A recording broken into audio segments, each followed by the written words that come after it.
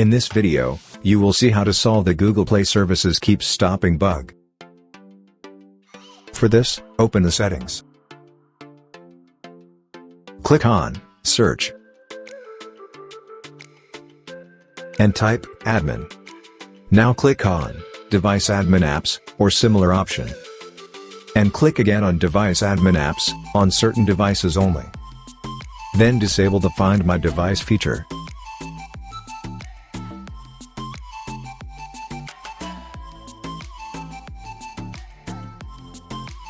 Once Find My Device deactivate, return to the main menu. Now click on Apps. Click on CL Apps.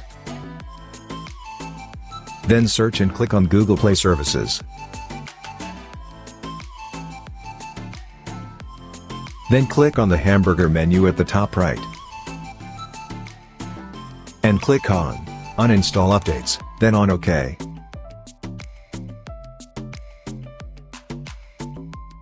Then hold down the power button and click on Restart. Once the smartphone has restarted, open Chrome. Then in the search bar type Google Services.